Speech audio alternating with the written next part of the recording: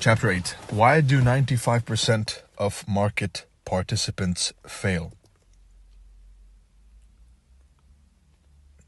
The short answer is because they quit when they should be persisting. Where there's a will, there's a way. You heard that one before? It's an old saying. And it's true. Cliches and proverbs are cliches and proverbs for a reason, because they have stood the test of time.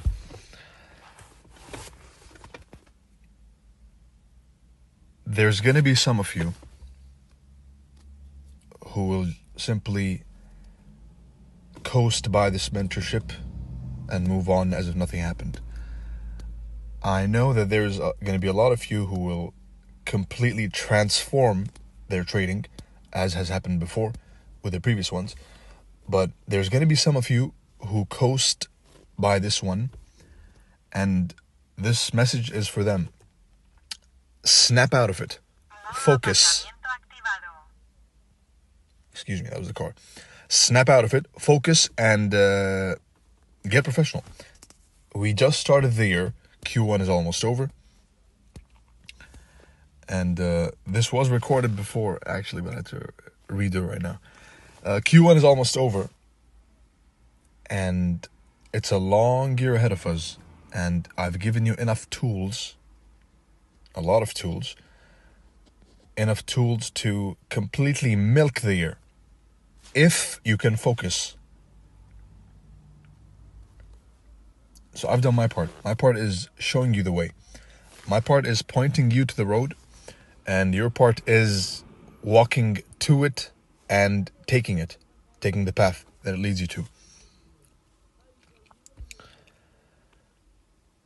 I can't emphasize enough on how important it is to avoid multiple sources of information, focus on one or two max sources which are in alignment,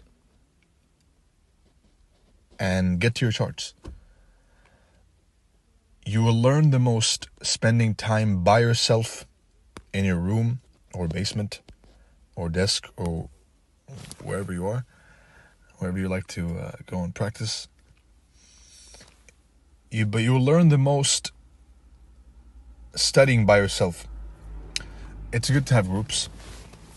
I was at one point 100% against them. I still am.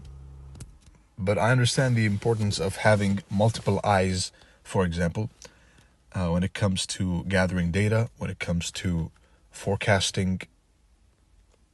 A might see what B missed, or what C didn't have a clue existed, right? So there's power in unity, that's for certain. But when it comes to honing your craft, when it comes to sharpening your blade, then the most you learn is by yourself, alone, in a room, curled up, looking at the screen, and dissecting each and every candle on the charts. Right? So that was a mini introduction speech.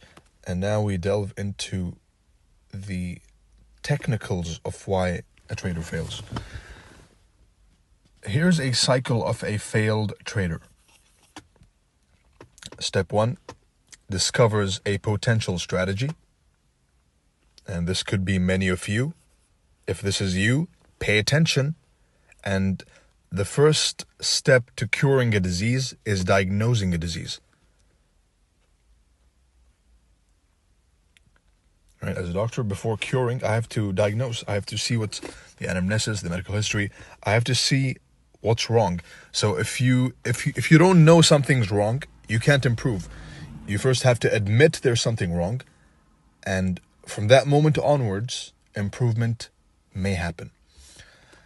A failed trader discovers a potential strategy. Excuse me. He then takes a strategy, for example, a golden zone fib. He backtests the strategy with a beautiful result of a 100% win rate as goes with backtesting. And a little side note, when I see these absolute goofballs on Twitter sharing the data like they did something, my backtesting strategy yielded me 80% win rate over the 3000 R, it's irrelevant. Backtesting is a tool. It's a means to an end. It's not the end goal. All right? It's important, but more important than backtesting will always be tape reading and live trading, right? Forecasting beforehand, noting down what happened. So backtesting has its place, and it has its importance, but don't let it overshadow, as many do, the importance of live market forecasting and tape reading and actually trading live funds, if you so wish. So, he discovered the strategy. He backtests the strategy with a result of 100% rate. He then tries the strategy in live, in live market conditions. And of course, he fails. He then goes on to abandon the strategy. And if it sounds familiar, this is okay. This is okay. This is normal. But if you reach this stage of the cycle, then you've failed. Which is abandoning the strategy because it didn't work. Which is what most people do, and you want to have a minority mindset because the minority win, right? So this is what the majority do. Strategy, backtest, try, fail, fuck it, abandon. Next. It's a never-ending cycle. And a successful trader cuts the cycle off where he should. A successful trader, this could be you. It could be you right now. I have some killers in this group who joined just to sharpen the blade even more. Right? So if you've succeeded, this is what happened. If you are yet to succeed, then this should be what should happen. You discover a strategy, a turtle soup, which is the only strategy which matters, the market mechanics in the flesh. You backtest the strategy with the results of 100% win rate, of course.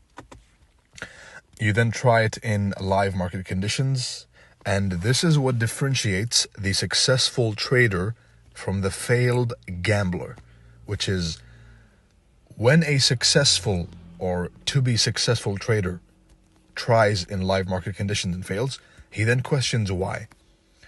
He blames himself, not the mentor, not the strategy. He asks himself, why is this happening? Why did I fail? Why did I mark this gap and it disrespected it? Why did I mark this market structure shift and it just went and stopped me out? Why? What did I do wrong? Because the market is perfect. The system is perfect. The system is perfect. So stop blaming the system. Time and price will always be in alignment with higher time frame order flow. Always. This will never change. The open in a bearish day will always go up for London and break down, and then the shift in London is the trend for New York. That's always going to happen, right?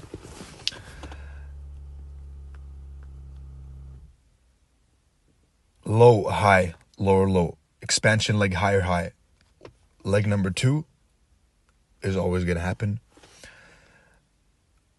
What's not going to be so consistent is your emotions, which is normal. You're a human being, after all. You're not an algorithm, right? So understand that first. The first step is understanding that the system is perfect. You are at fault. It's always the operator's error. Same in medicine. You learn the importance of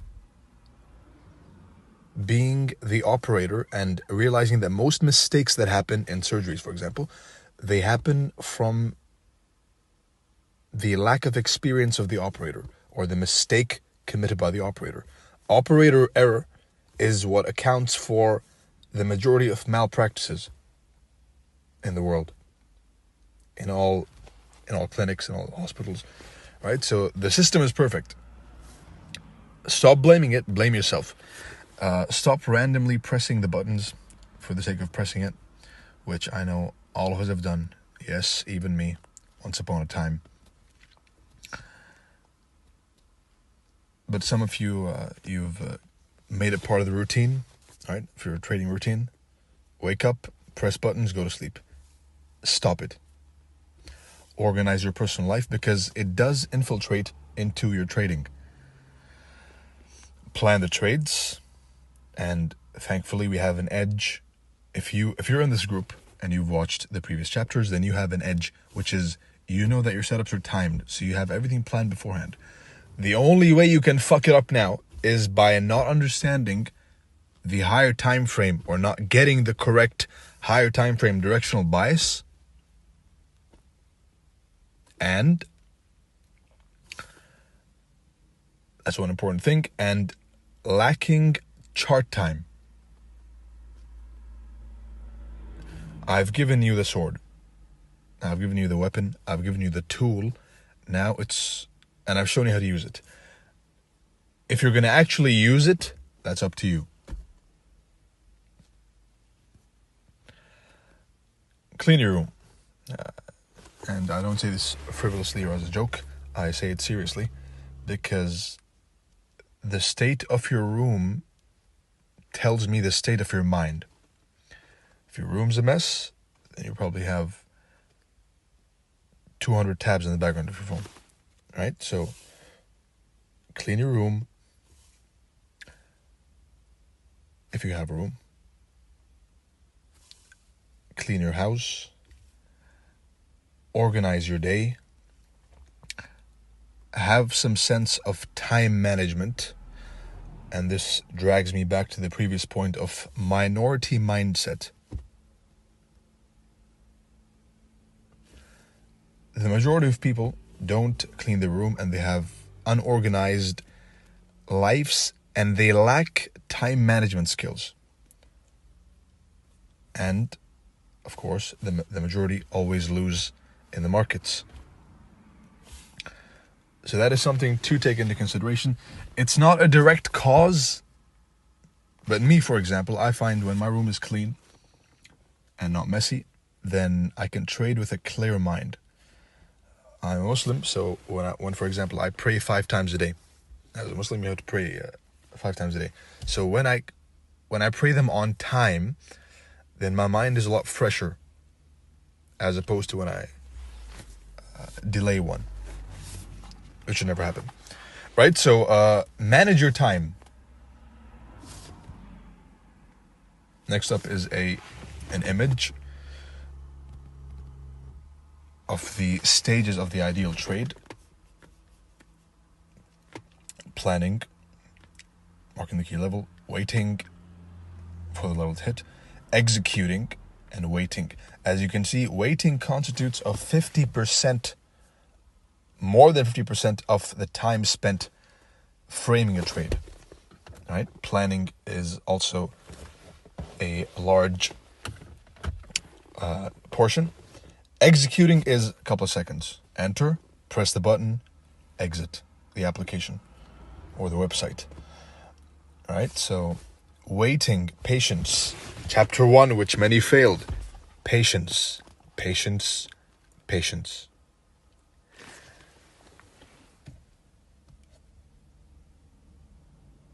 Everything is not as it seems to be at first glance. Never judge a book by its cover. Always think at a deeper level. And of course, the mistakes the neophyte will commit in each stage, I'll leave them for you to read. And finally, do you need a trading journal? I always bring up the example of myself, but every profession in life has some sort of a register. Even down to the cashier, for example. He goes and he prints you, they go and they print you gotta be PC these days.